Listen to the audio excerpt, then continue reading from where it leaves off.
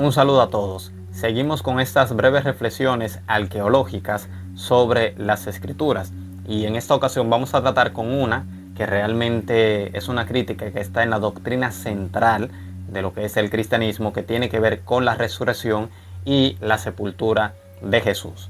Y es el hecho de que la crucifixión sí está bien difundida en la antigüedad. Se sabe muchísimo sobre ella, sobre la tortura y demás. Pero también hay un detalle, por ejemplo, que muchas personas lo utilizaron durante bastante tiempo para decir que no era un relato histórico el de Jesús, sino realmente una invención judía de aquel tiempo, una invención judía, la cual evidenciaba de que esas personas no vivían en el siglo I y por lo tanto tenían esa imprecisión histórica sobre el hecho de la crucifixión. ¿A qué me refiero? Y es al hecho de que cuando un criminal se crucificaba, se dejaba expuesto, por ejemplo, en la cruz, él empezaba a morir, él se moría, empezaba la pudredumbre. Los animales también, las aves que comen de la carroña, también lo picaban, trituraban de eso. Y el resto que quedaba se tiraba en una fosa común donde tiraban a todos los criminales. Y realmente no tenía mayor importancia, simplemente se arrojaba ahí y que los animales que comían de la carroña terminaran de devorarlo. Esto llevó a muchos escépticos, por ejemplo, a decir de que Jesucristo no fue depositado en una tumba, como dicen los evangelios, sino que ciertamente se le arrojó a una fosa común, dado el caso de que existiera. Y es duro admitirlo, pero también historiadores modernos de hoy en día, en un tiempo, sostuvieron, por ejemplo, dicha postura.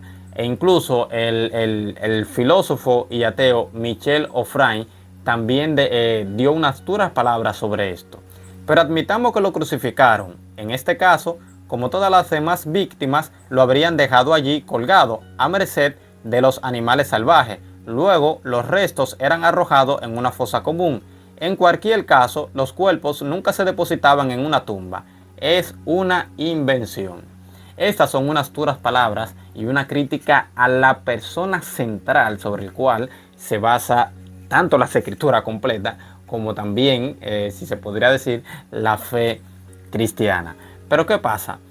En 1968, arqueólogos judíos descubrieron un sepulcro en el norte de Jerusalén que contenía unas urnas funerarias judías que decían, que figuraban una inscripción del osario, decían Yehohanán y Yehohanán ben Yehohanán, lo cual significa que aquellas, por ejemplo, urnas contenía huesos tanto del padre como de un hijo, los cuales llevaban el mismo nombre.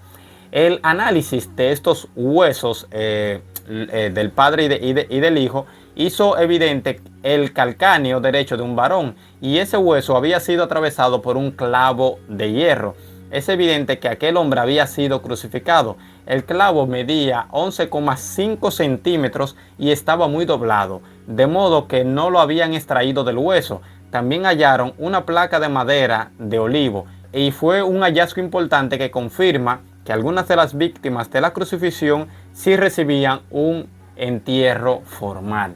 Entonces, aquí vemos nuevamente una evidencia que corrobora, por ejemplo, que el relato de las escrituras directamente de los evangelios y que tienen que ver con la persona de Jesucristo sí tiene una validez histórica.